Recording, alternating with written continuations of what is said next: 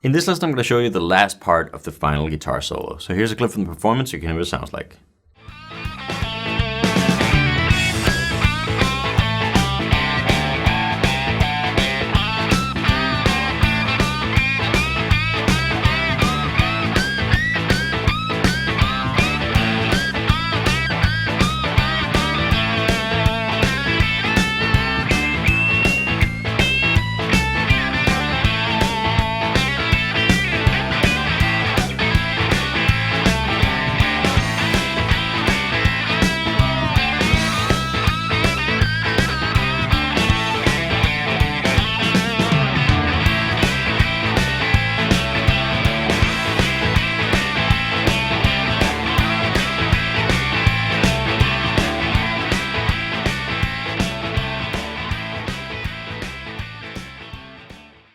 Now let me walk you through this lick by lick.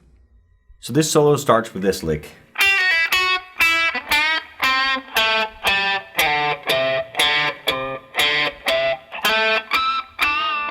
It's a bunch of quarter notes and it sounds awesome. A lot of guitar players would hear a lick like that and think it's because of the notes, but it's really because of that consistent subdivision he's using, which works really well for this groove and this tempo. Starts with the triplet, going from the flat 7 over the major 6 to the 5. Just double pull off. Then you go 6, 5. Fret wise it's 7, 5, but scale wise it's 6, 5. Then bend up on the G string. Still going for the pinch harmonics. Come down the scale. Notice this slide I'm going, but I'm using the E note as sort of a grace note, sliding immediately from it.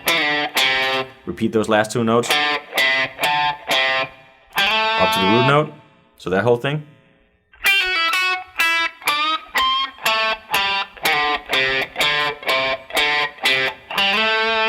And then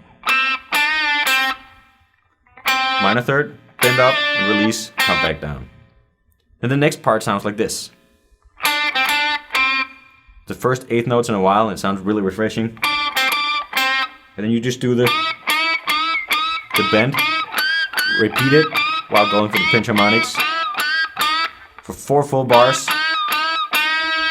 And once you think he's done, he just plays the bass note and goes for another 2 bars. 3, 4, and then lands on the root eventually. Then you go to this major lick. Once again. Hammering onto the major 3rd and the 6th fret of the G string, barring across the 5th fret of the B and E string, and sliding up to the root note with your 3rd finger on the B string. Then grab that minor 3rd again, but this time, see if you can find the pinch harmonic. Pick it without bending once, then pick it while bending, and then pick it without bending twice. So.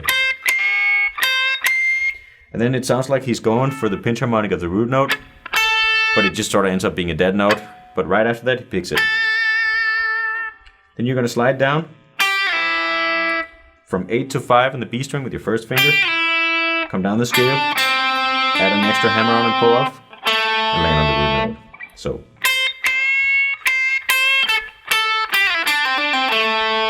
Do the major lick again. But this time don't slide up, just end on the flat 7 there. And then you go to this really cool motif that's going to develop until the track fades.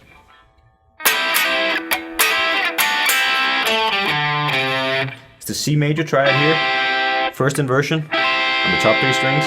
For some reason it's more comfortable for me to play it with my 1st and 3rd finger, but it would make sense also to play it with your 1st and 2nd finger. Slide into it from a half step below, twice, pick it again, and then go to the 7th and 5th fret of the G and B string. Come down the scale with the slide, and then leaves out beat 1 and goes 1. So that whole thing is.